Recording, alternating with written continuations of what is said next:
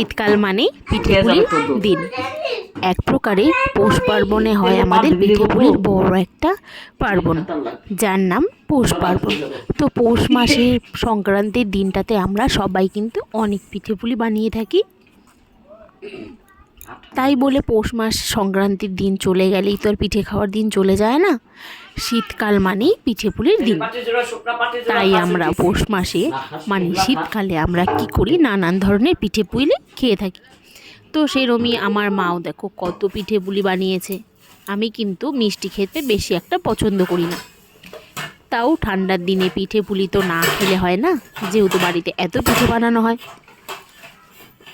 আর আমার মায়ের হাতের পিঠে খুব স্বাদ হয়, তো এই জন্যে মিষ্টি না খেলেও একটু একটু ট্রাই করি, যেহেতু মা অনেক পিঠে বানায়। আর আমি পিঠেপুলি না খেলে মার মনটাও খুব খারাপ হয়ে যায়, এই জন্যে একটু একটু আমি খাই। কিন্তু এত পিঠে দেখে তোমরা কিন্তু ভাবছো যে এত পিঠে কে খাবে। আমার বর পিঠে খাওয়ার ওস্তাদ, আর আমার মাও মিষ্টি জিনিসের থেকে একদম পিছিয়ে থাকে না। মিষ্টি খেতে, পিঠেপুলি খেতে খুব ভালোবাসে, তাই জন্য ওদের জন্যেই ওদের প্রিয় প্রিয় পিঠাগুলোই বানিয়েছে। তো ঠিক আছে।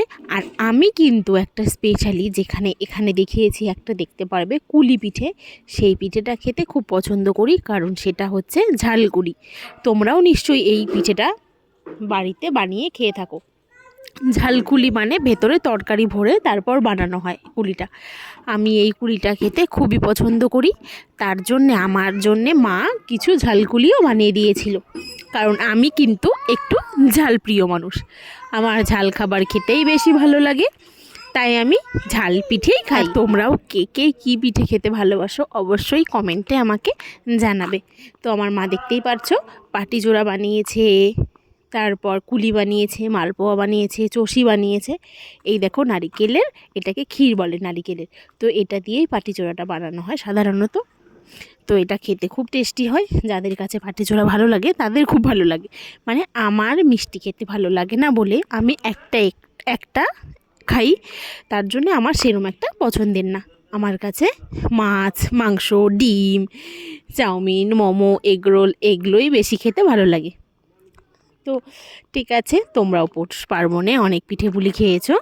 আমরা পৌষ পার্বণের দিন খেতে পারিনি, তাই আস্তে আস্তে আমার মা একদিন করে পিঠেপুলি বানাচ্ছে, কারণ আমার বর এগুলো খেতে খুব ভালোবাসে। আমি বানাতেও পারি না, খেতেও তেমন একটা ভালোবাসি না। আর যখন মা না থাকবে তখন তো আমাকে অবশ্যই বানাতে হবে, তার জন্যে মার সামনে দাঁড়িয়ে থেকে আমি এগুলো সব শিখে নিচ্ছি। তোমরাও সবাই মায়ের থেকে শিখে নেবে।